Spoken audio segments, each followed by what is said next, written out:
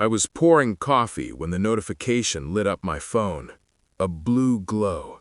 A sentence sharpened like a blade. Finally, he has a real woman who takes care of herself, unlike some people. I didn't spill a drop. That's the part no one understands about me. I don't break things when I'm angry. I catalog them. I liked her post. Then I commented 3 simple words. I hope so. The next morning, her profile was gone, post deleted. I was blocked everywhere. She thought erasing me would stop what had already started. It never does. I didn't lose him all at once. I lost him in inches, in delays, in glances that slipped past me instead of landing where they used to. We met young, back when promises were currency and exhaustion hadn't yet taught us how to lie. He loved that I was quiet. He said I made him feel steady. I loved that he needed me. I built my life around that need. He let me. The betrayal didn't announce itself. It whispered. A phone turned face down, a calendar suddenly private, a smile that arrived too late to be genuine. I noticed everything. I always had. I just hadn't needed to use it before. The proof came on a Tuesday, a receipt folded too carefully to be accidental, a hotel I'd never been to, a charge I didn't make.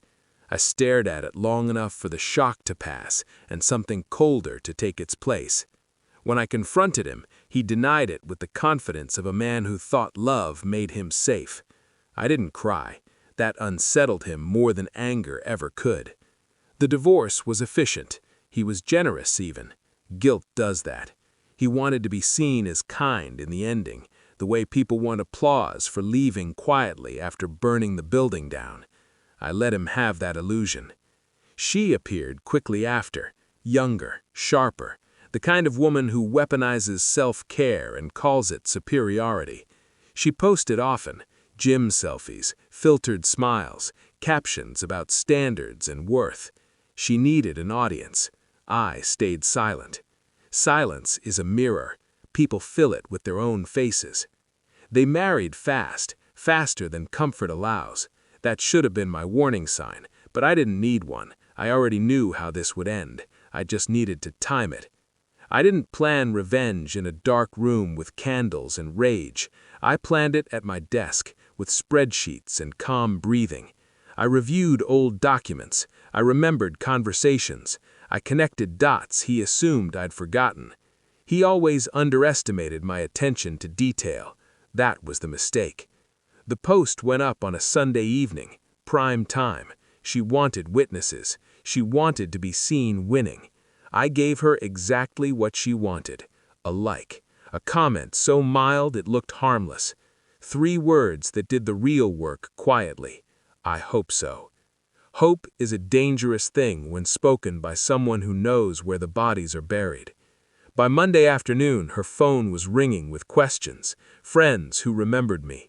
Colleagues who recognized my name on shared documents. A former client of his who suddenly connected timelines. Because here's the thing she didn't know. I had never been some people. I had been the operations manager in his business when it was still called a dream. The silent partner on paper he forgot to remove.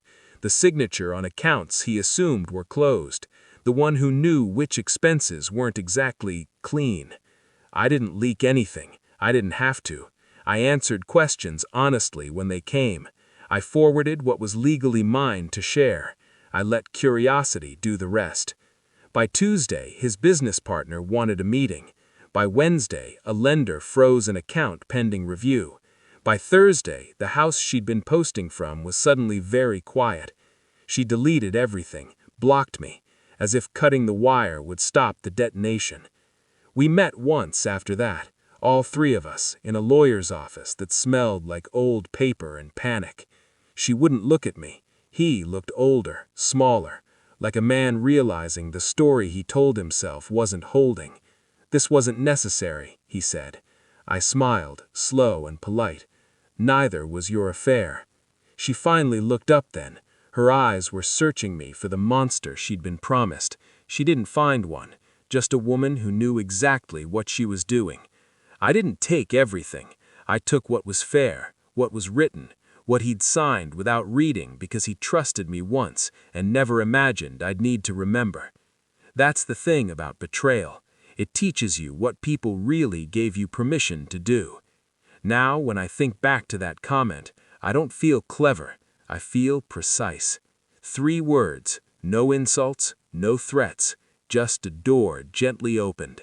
I hear they're still together. I hear she posts less now. As for me, I sleep well. I drink my coffee hot.